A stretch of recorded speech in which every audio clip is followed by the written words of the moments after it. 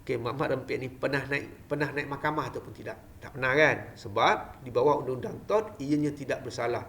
Tetapi dari segi trafik, dari segi undang-undang perjalanan yang dibuat oleh trafik dan juga JPJ, ianya salah. That's why awak tak pernah dengar mak rempit kena penjara, mak rempit kena tuntut tanpa pampasan, tak pernah. Sebab di bawah undang-undang TOT ianya tidak bersalah. Okey.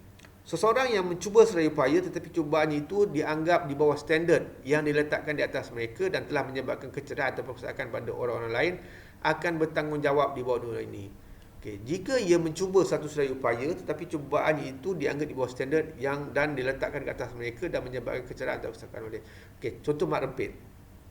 Dia bawa undang-undang, dia buat motor menggila apa semua, berlaku kemalangan. Barulah kita boleh buat, kita boleh dakwa dia di bawah undang-undang TOT. Okey, saya dapat faham. Okey, undang-undang TOT tadi awak lihat kan. Undang-undang ada 4 jenis undang-undang TOT. TOT gangguan, TOT kecuaian, TOT fitnah dan juga TOT pencerobohan. Yang awak lihat tadi TOT kecuaian. Okey, seseorang yang langsung ataupun membuat sesuatu yang berbahaya tetapi tidak mencederakan orang lain di bawah undang-undang TOT kecuaian, ianya tidak bersalah. Okey. Pelanggaran ke atas kewajipan sah mengambil berat untuk tidak menyebabkan kerosakan atau pekerjaan kepada orang lain. Ini dah beritahu. Pelanggaran ke atas kewajipan yang sah mengambil berat dan tetapi tidak menyebabkan kerosakan atau pekerjaan kepada orang lain. Dari segi undang-undang TOT, ia tidak bersalah. Okey. Contoh undang-undang TOT yang lain. Untuk berjaya dalam suatu tuntutan TOT, seorang plaintiff adalah membuktikan 3 elemen yang wujud. TOT kecuaian. Mak rempit, dia nak tunggang motor macam orang gila. Awak tak puas hati. Awak nak juga tuntut memastikan bahawa mak rempit ni boleh didakwa di mahkamah. So awak kena dapatkan 3 perkara. Okey, sebab di bawah undang-undang TOT awak tak boleh dakwa dia. Sebab dia tidak mencederakan orang. Okey, tetapi awak tak puas hati, awak nak juga bahawa dakwa mak rempit tersebut. Okey. Perlu ada 3 perkara supaya awak boleh buat mak rempit tu kita boleh dakwa. Yang pertama, orang yang menuntut perlu tunjukkan kepada mahkamah yang defendant ataupun mak rempit tersebut ada tugas berhati-hati terhadapnya. Okey, awak kena pastikan bahawa tunjukkan kepada mahkamah bahawa orang mak rempit tersebut menunggang motosikal secara berbahaya. Perlu bukti, ambil gambar, ada video. That's why sekarang kamera cam penting. Okey, supaya bukti.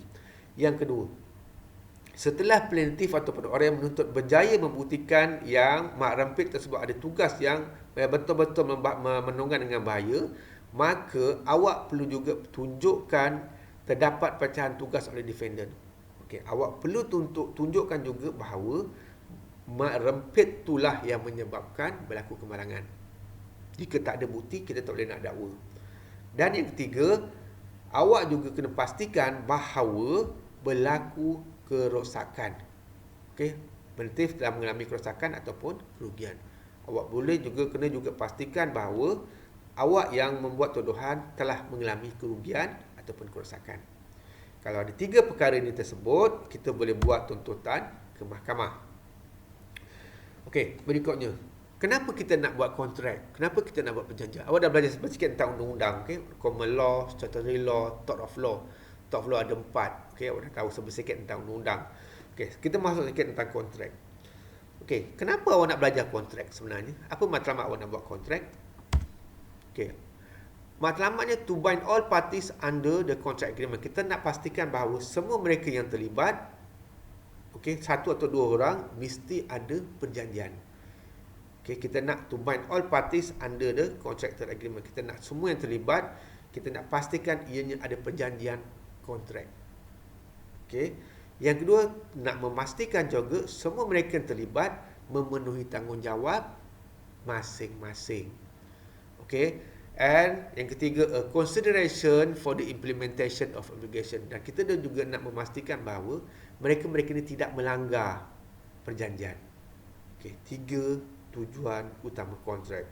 Kita nak pastikan bahawa semua mereka yang terlibat ada kontrak agreement. Yang kedua, kita nak pastikan juga mereka ni memenuhi tanggungjawab dan juga obligasi dia. Dan kita nak juga jika mereka ni tak memenuhi tanggungjawab, kita nakkan ada tindakan.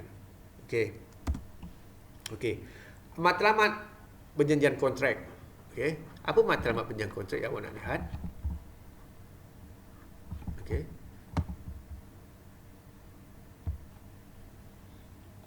Okey. Matlamat utama perjanjian kontrak ni, yang pertama adalah untuk mengikat pihak-pihak yang berkontrak supaya menjalankan tanggungjawab masing-masing bagi membolehkan ianya dilaksanakan. Okey, ataupun sebagai balasan ke atas pelaksanaan kontrak tersebut. Okey, matlamat utama perjanjian kita nak mengikat pihak-pihak di bawah kontrak supaya jalankan tanggungjawab masing-masing. Dan jika berlaku pelanggaran, ianya harus diberikan harus ada balasan. Okey, itu matlamat utama perjanjian kontrak. Okey. Okey, tujuan kita nak buat kontrak tadi matlamat supaya mereka ni ada tanggungjawab untuk buat perjanjian, jalankan tanggungjawab masing-masing. Okey, apa tujuan kita nak buat kontrak? Kontrak wajib dilaksanakan serta memberikan perlindungan terhadap sesuatu harapan yang wajar.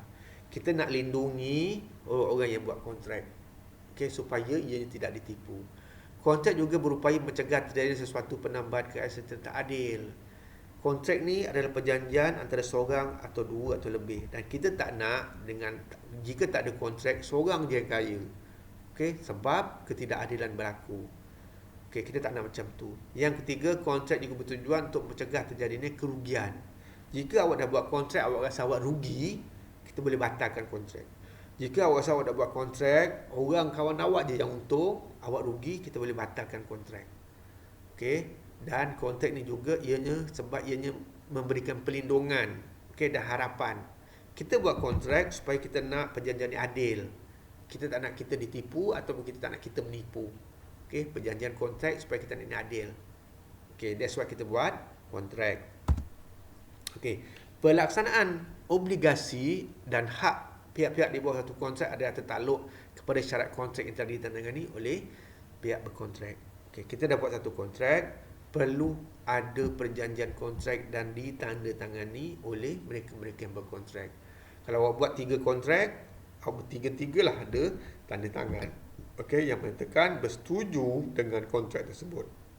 Okey, jika apa-apa berlaku, kita boleh bawa benda ni ke undang-undang. Okey. Di dalam kerja pembinaan, segala bentuk dan atau cara kerja yang dijalankan oleh kontrak biasalah mengikut arahan dan reka bentuk yang disediakan oleh klien. Pihak kontraktor secara prinsipnya dalam memastikan bahawa pihaknya, jika kita buat kerja-kerja pembinaan, perlu ada agreement, perjanjian, perlu ada perjanjian antara kontraktor, antara owner, okey, biasanya kontraktor dan juga owner rumah ataupun owner building. Perlu ada perjanjian. Perjanjian ni mestilah mengikut arahan dan reka bentuk yang telah ditetapkan oleh klien. Okey, saya sebagai owner atau saya adalah klien. Sedangkan saya adalah kontraktor.